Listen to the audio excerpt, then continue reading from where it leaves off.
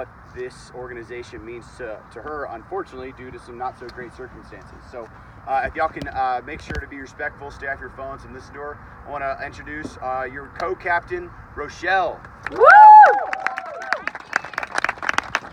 I'm like 99.9% gonna cry, so just bear with me. Who here actually has personally been impacted by Alzheimer's? Whether that be your family or somebody you know. So we all do it for a reason. So I grew up with a very close family. I spent almost every weekend of my childhood at my grandparents' condo. My Babushka, I'm Russian, so Babushka's grandma. She was a one-of-a-kind lady. She was always the queen of the family. And in fact, it was my Babushka who supported my father's crazy dreams of my family coming to America. When my mom was 24 years old, my Babushka told her, "You got this." In order to give her family an opportunity, they had to leave Russia and come to America. My mother, father, and brother, who was 2 years old at the time, left Soviet Russia, not knowing if they would ever see the rest of their family again.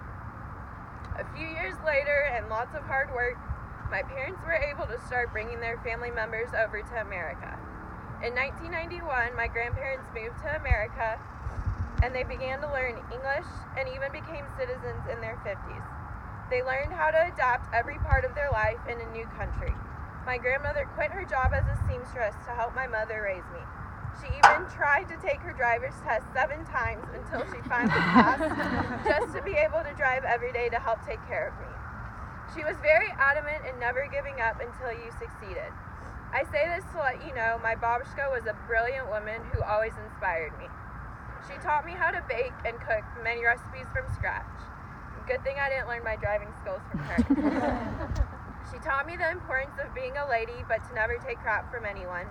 She always taught me that you must be presentable when you're in public, because you never know who you may run into. She always took care of everyone in the family, and she actually did so much that my grandpa never knew how to cook or do the majority of the house chores. Unfortunately, there came a time that everything changed. In 2007, while I was still in high school, we started noticing my Babushka's health starting to decline. She would occasionally make the wrong turn driving and get lost. She would start telling you a story and just forget why she was speaking. She would forget her purse at home, but she rarely ever forgot that she had to have her hair, makeup, and nails done. It all started small, and then it got bad. I remember the pain of visiting her, and for the first time, her not recognizing who I was.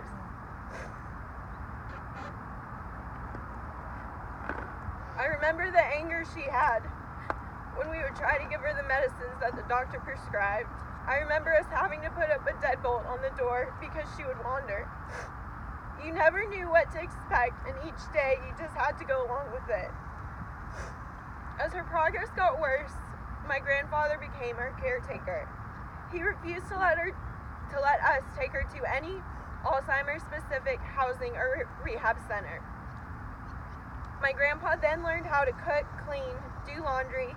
He would even pick out my grandmother's outfits and make sure her makeup and hair were always done. He asked me every few weeks to take her to the nail salon. He was a warrior the entire time Alzheimer's was destroying my Babushka. After a long 7 years of my grandfather taking care of her, Alzheimer's had attacked my Babushka so bad that we had to put her in a rehab home.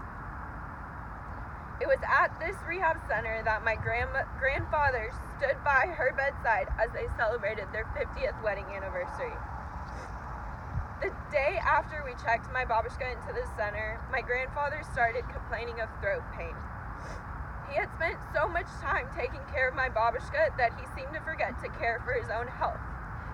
We then found out my grandfather was suffering from stage 3 esophageal cancer. Unfortunately, March 27, 2014, my Babushka lost her battle to Alzheimer's. My grandfather went through chemo, really only trying to fight for the family, but we all knew he was ready to go to heaven. And he did, a short 8 months later on November 20th, 2014. They are now both buried next to each other and both living pain-free. The caretakers of Alzheimer's sometimes don't get enough credit. My mother and aunt really did everything that they could to save both of their parents. It was definitely not an easy experience for anyone. They were always trying to find ways to keep their minds engaged and bodies out of pain. They never gave up on trying to care for their parents. I joined this organization right after I graduated from college as a way to fight against Alzheimer's. I never knew the impact BVB would have on me. I never knew the way that Alzheimer's could so painfully yet positively change my life. Whether you have personally been affected by Alzheimer's, you know someone who has been affected, or you just want to help tackle the disease, thank you for your help. It's because of our hard work and dedication that hopefully one less person will deal with the pain of a loved one not remembering their name. Thank you for allowing me to be this year's captain. I look forward to the day we can all say we helped officially tackle Alzheimer's out.